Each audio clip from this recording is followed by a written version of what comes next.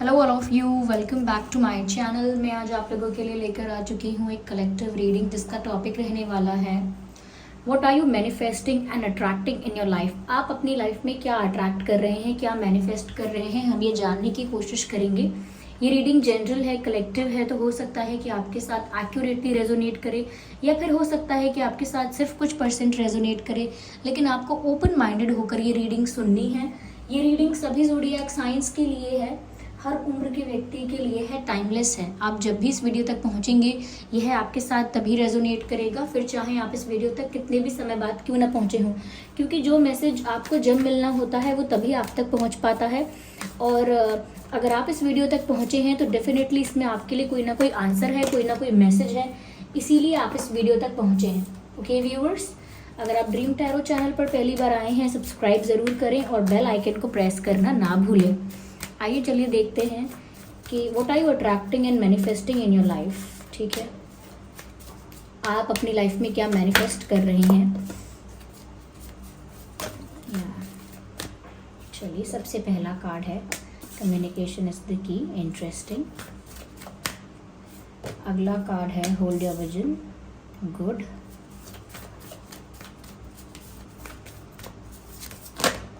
Okay, be bold and make the first move. ठीक है, I hope ये cards visible हैं। सबसे पहली चीज़ व्यूअर्स यहाँ पर जो मुझे नज़र आ रही है कि आप अपनी लाइफ में क्या अट्रैक्ट कर रहे हैं। लुक्स लाइक जैसे कम्युनिकेशन आपकी तरफ आ रहा है।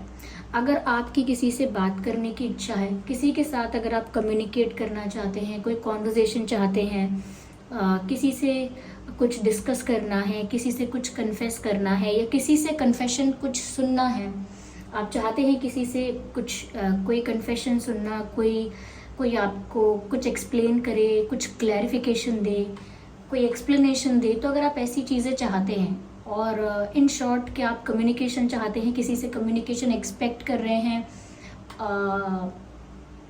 और चाह रहे हैं कि ऐसा हो, समवेयर ऐसा लगता है कि यस व्यूअर्स, यहाँ पर कम्युनिकेशन से ही प्रॉब्लम सॉल्व हो जाएगी, या कम्युनिकेशन बेटर करने से या कम्युनिकेशन इम्प्रूव करने से यहाँ पर काफ़ी सारी चीज़ें क्लियर हो सकती हैं। तो कहीं ना कहीं क्लैरिटी मिल सकती है आपको कम्युनिकेशन के ज़रिए। कहीं ना कहीं आप किसी भी तरह का कम्युनिकेशन अगर किसी पर्सन से एक्सपेक्ट कर रहे हैं तो वो भी पॉसिबल है। और मुझे ऐसा लगता है कि अगर आपके और आपके पर्सन के बीच में या आपके और आपके फ्रेंड या कोई भी ऐसा क्षेत्र है, आपकी लाइफ का कोई भी ऐसा एरिया है जहाँ पर कोई इशू है या कोई प्रॉब्लम चल रही है, तो मुझे ऐसा लगता है यहाँ पर अगर आप कम्युनिकेट करने की कोशिश करेंगे या कम्युनिकेशन को इम्प्रूव करेंगे तो प्रॉब्लम भी सॉल्व हो सकती है। अगर कोई रिश्ता बिल्कुल टूटने वाला है तो वो भी रिकवर हो सकता है। कोई रिश्ता अगर बिगड़ चुका है तो वो भी कहीं ना कहीं इम्प्रूव हो सकता है। तो यहाँ पर कम्युनिकेशन आपके लिए एक सल्यूशन है। ऐसा भी नज़र आता है यहाँ पर कि कोई आपको फ़ोन कर सकता है, मैसेज कर सकता है, तो आपकी बातचीत हो सकती है किसी से, तो आपको कुछ एक्सप्लेनेशन, कुछ क्लैरिफिकेशन और कुछ कन्फेशन मिल सकता है, जिसकी वजह से भी कहीं ना कहीं आप सेटिस्फाइड फील करेंगे कि ठीक है, मुझे अब पता चल गया या मुझे अब समझ में आ गया। तो मुझे ऐसा लगता है व्यूअर्स कि आप या तो कम्युनिकेट करने वाले हैं या सामने से कम्युनिकेशन आने वाला है, लेकिन कम्युनिकेशन से आपकी लाइफ में बहुत सारी चीज़ें ठीक हो सकती हैं। क्योंकि ऐसा हो सकता है या तो आप ज़िद पर हैं या कोई और ज़िद पर है, यहाँ पर कोई ज़िद पर अड़ गया हो सकता है कि पहले वो बात करें या पहले मैं बात करूं, ऐसा भी हो सकता है। क्लैशेस हो सकते हैं, उस वजह से भी ब्लॉकेज क्रिएट हो सकता है। तो वो ब्लॉकेज रिमूव करने के लिए बातचीत तो करनी पड़ेगी और कहीं ना कहीं मुझे लगता है कम्युनिकेशन आपकी तरफ आ रहा है, यानी कि आप उसे मैनिफेस्ट कर रहे हैं। जिस भी पर्सन के साथ कम्युनिकेशन मैनिफेस्ट कर रहे हैं या जिस भी सिचुएशन के लिए कम्युनिकेशन मैनिफेस्ट कर रहे हैं, मुझे लगता है कि आपकी बातचीत होने वाली है। या कहीं ना कहीं व्यूअर्स मुझे यहाँ पर ऐसा भी नज़र आता है कि अगर आप बहुत ज़्यादा कंफ्यूज थे अपने डिसीजंस को लेकर, प्लानिंग को लेकर, या मैं क्या एक्सपेक्ट करूँ, क्या सोचूं, क्या चाहूँ, यानी कि कुछ भी क्लियर नहीं था। अगर आप एक दिन सोचते थे कि मुझे ये चाहिए तो अगले दिन या कुछ दिन बाद सोचते थे मुझे कुछ और चाहिए। तो आपको चाहिए क्या, ये भी कभी कभी होता है कि हमें क्लियर नहीं है। कभी कभी ऐसा भी होता है कि आखिर हम चाहते क्या है, हमारा दिल चाहता क्या है, हमें खुद समझ में नहीं आता। हम अलग अलग चीज़ें ट्राई करते हैं, यहाँ वहाँ भटकते हैं, और चाहे वो करियर के लिए हो, प्यार के लिए हो, कोई और डिसीजंस हो, लाइफ के इम्पोर्टेंट डिसीजंस, उसमें भी ऐसा होता है कि हमारा दिल, हमारा मन क्या चाहता है, हम कभी कभी वो खुद नहीं समझ पाते और बहुत सारी चीज़ें एक्सप्लोर भी करते हैं और कंफ्यूज भी होते हैं। लेकिन क्या है हमारा गोल, क्या है हमारा पर्पस, और हम किस तरफ जाना चाहते हैं, ये हम खुद समझ नहीं पाते हैं। तो यहाँ पर ऐसा लगता है व्यूअर्स कि अब आपको समझ में ये भी आ जाएगा, क्योंकि यहाँ पर होल्ड योर विजन का कार्ड है और लिखा है फिक्स्ड मून। तो कहीं ना कहीं अब अगर आप यहाँ वहाँ मुझे लगता है कि कंफ्यूज हो रहे थे कि यहाँ जाऊँ या वहाँ जाऊँ, ये चूज़ करूँ या वो चूज़ करूँ। हो सकता है आपकी लाइफ में 2 पर्सन थे या 2 से ज़्यादा अगर ऑफर्स आते हैं तो वो भी हो सकते हैं, या 2 लोग हो सकते हैं आपकी लाइफ में, 2 सिचुएशंस भी हो सकती हैं, ये करियर रिलेटेड सिचुएशंस भी हो सकती हैं, फैमिली सिचुएशंस भी हो सकती हैं। ओके, लेकिन अगर ऐसे बहुत सारे ऑप्शंस या सिचुएशंस क्रिएट हो गए थे तो मुझे लगता है अब आप कंफ्यूज नहीं होंगे। अब आपको क्लैरिटी मिल जाएगी कि आप क्या एक्सपेक्ट करते हैं, अपने आप को फ्यूचर में कहाँ देखना चाहते हैं, किस डायरेक्शन में देखना चाहते हैं, किस पोजीशन पर, किस स्टेज पर आप अपने आप को आगे देखना चाहते हैं, और आपकी सोच क्या है, यानी कि क्या विजन है आपका। अब आप वो समझ पाएंगे, क्योंकि जब हम शॉर्ट टर्म और टेम्परेरी बेनिफिट्स के बारे में सोचते हैं कि मुझे बस शॉर्ट टर्म बेनिफिट हो जाए, मुझे टेम्परेरी फ़ायदा हो जाए, ये इंसान मुझसे बस अभी बात कर ले, फिर वो चाहे इंसान कितना ही बुरा क्यों ना हो, कितना ही डिसरिस्पेक्ट क्यों ना करता हो आपको, लेकिन आप शॉर्ट टर्म गोल के बारे में सोचेंगे बस ये मुझसे अभी बात कर ले, हाँ ये ऐसे डिसरिस्पेक्टिंग है, इग्नोर करते हैं, इंसल्ट करते हैं, ईगोइस्टिक है, लेकिन बस अभी बात कर ले। तो शॉर्ट टर्म हैप्पीनेस और सेटिस्फैक्शन के बारे में आप सोचते हैं, फिर चाहे लॉन्ग टर्म वो चीज़ मैटर भी ना करे आपको बाद में, ठीक है। और भी चीज़ों में ऐसा हो सकता है, मैंने तो सिर्फ ये एक एग्जांपल दिया है, और भी हो सकता है जैसे आप सोचते हैं कि मुझे एक काम करना चाहिए, मुझे टीचर बनना चाहिए या मुझे म्यूजिशियन बनना चाहिए, लेकिन आप ये नहीं देख रहे कि आपका इंटरेस्ट किधर है, या आप ये नहीं देख रहे कि अगर आप म्यूजिशियन बनेंगे तो अपने आप को कहाँ देखना चाहते हैं, या अगर आप एक टीचर बनेंगे तो क्या पर्पस है आपका, अपने आप को कहाँ देखना चाहते हैं। तो कभी कभी हम सिर्फ शॉर्ट टर्म टेम्परेरी फ़ायदे के बारे में सोचते हैं कि टीचर बन जाएंगे तो ऐसा होगा, क्या मेरे लिए कंफर्टेबल होगा, उनके लिए तो कंफर्टेबल है तो मेरे लिए भी यही अच्छा रहेगा। म्यूजिशियन बन जाते हैं, हाँ आजकल म्यूज़िक बहुत जल्दी फेमस होता है, ये है वो है, तो चलो म्यूजिशियन बनते हैं, लेकिन एंड गोल क्या है।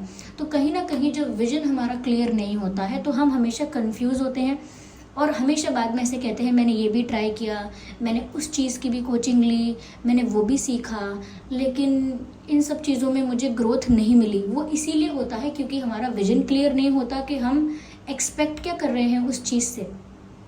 ओके, एक्सपेक्ट क्या कर रहे हैं, आपने देखा होगा, सुना होगा, अक्सर लोग जब जॉब इंटरव्यू लेते हैं या एग्जामिनर्स वाइवा में पूछ सकते हैं कि आपको क्या बनना है, और आप बताएंगे मुझे ये बनना है, तो लोग पूछते हैं क्यों। वो क्यों का मतलब ये होता है कि वो आपका विजन जानना चाहते हैं कि आपका विजन क्या है, आर यू विजनरी और नॉट, कि या फिर सिर्फ आप ऐसे ही बोल रहे हो कि सैलरी अच्छा होगा या रिस्पेक्ट बहुत होगी, मुझे बहुत फेम मिल जाएगा।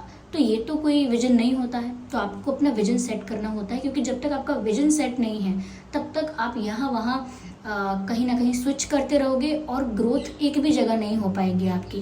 तो यहाँ पर आपको अपना विजन क्रिएट करना है और वो क्लैरिटी मिलने पर क्रिएट हो जाएगा।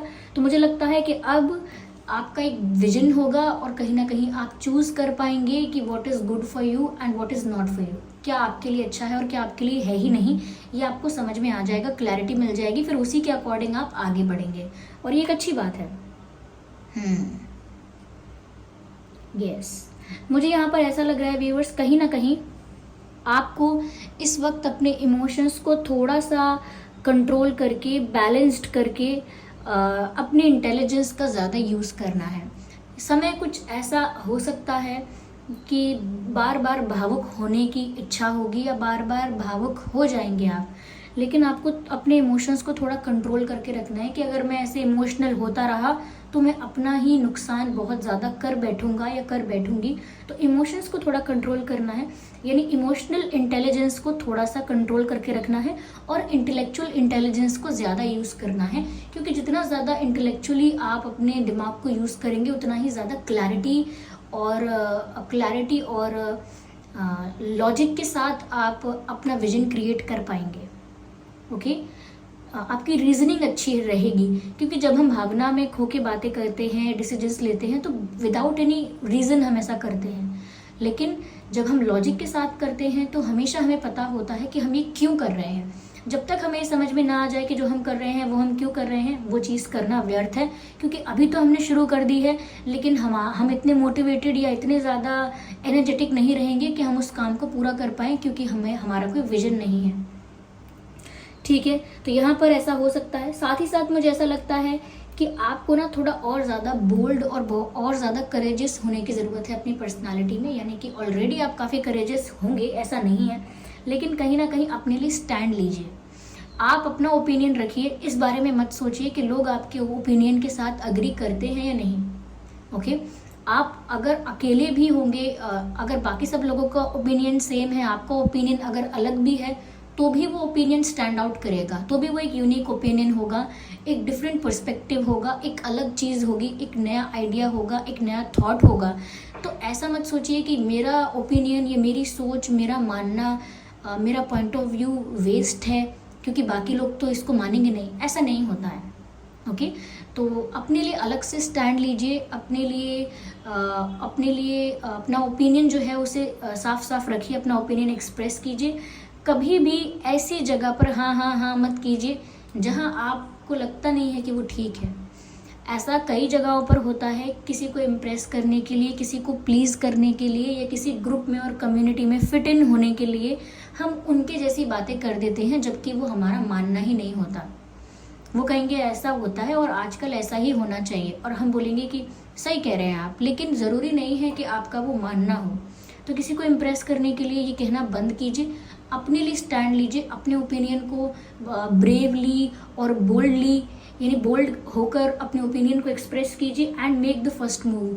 डरिए मत, डरने की ज़रूरत नहीं है।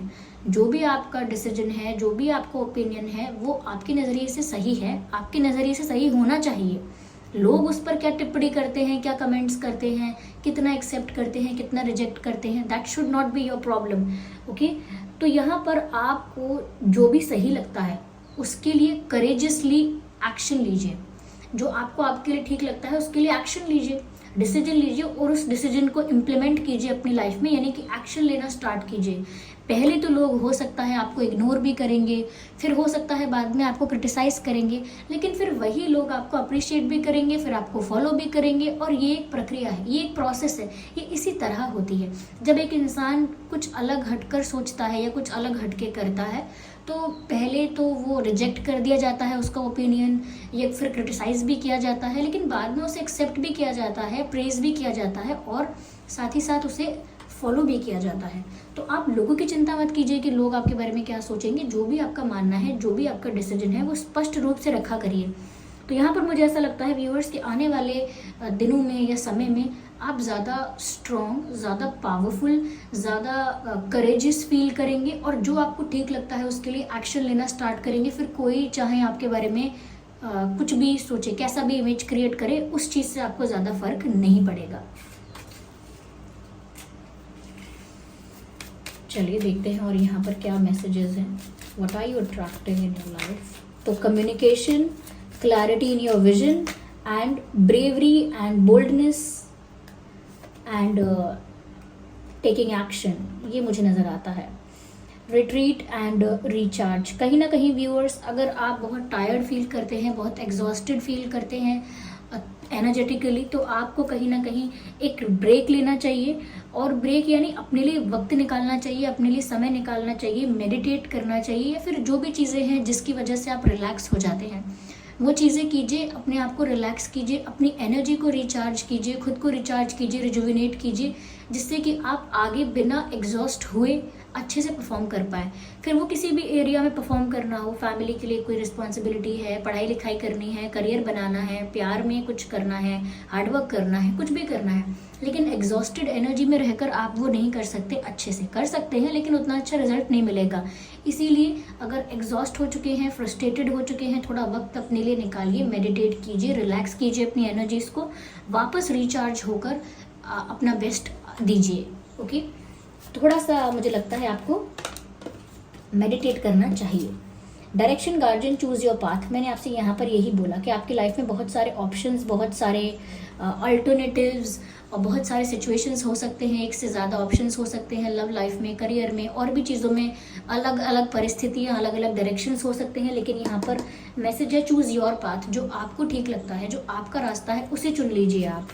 तो यहाँ पर वक्त आ रहा है व्यूवर्स जहाँ पर आपको ऑप्शंस में से चुनना होगा, और मुझे लगता है कि आप चुन लेंगे। मैंने आपसे ऑलरेडी पहले भी कहा था कि अब आप अपना एक विजन क्रिएट कर लेंगे कि आपको यही रास्ता चुनना है और इसी पर चलना है।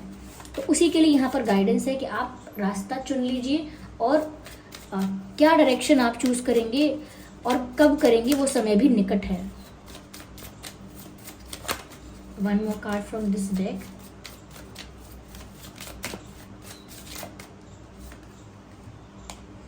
Transform and unveil your gifts, shapes shifter. Viewers, कहीं ना कहीं आप अपने आप को ट्रांसफॉर्म करेंगे, या ऑलरेडी आपके अंदर एक ट्रांसफॉर्मेशन स्टार्ट हो चुका होगा, और ये ट्रांसफॉर्मेशन आप अपनी तरफ अट्रैक्ट भी कर रहे हैं, मैनिफेस्ट भी कर रहे हैं।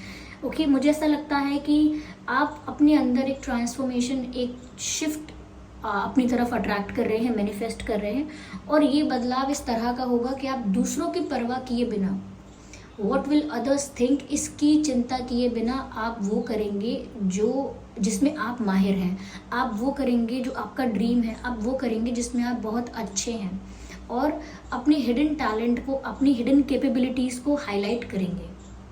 चाहे फिर आपको लगे कि मेरा टैलेंट अभी इतना शार्प नहीं है, जिन चीज़ों में मैं अच्छा हूँ या अच्छी हूँ वो अभी इतनी ज़्यादा पॉलिश्ड नहीं है, तो क्या हुआ, प्रैक्टिस के साथ सब परफेक्ट हो जाएगा। लेकिन जिस चीज़ में आप अच्छे हैं, जिस चीज़ में आप गिफ्टेड हैं, गॉड गिफ्टेड है, आप उसी चीज़ को यूटिलाइज कीजिए, उसी चीज़ को हाईलाइट कीजिए, और कहीं ना कहीं आपके भीतर एक ट्रांसफॉर्मेशन आ रहा है, या आपकी लाइफ में एक ट्रांसफॉर्मेशन आ रहा है, वो आपको उसी डायरेक्शन में लेकर जाएगा जो डायरेक्शन आपके लिए ठीक है।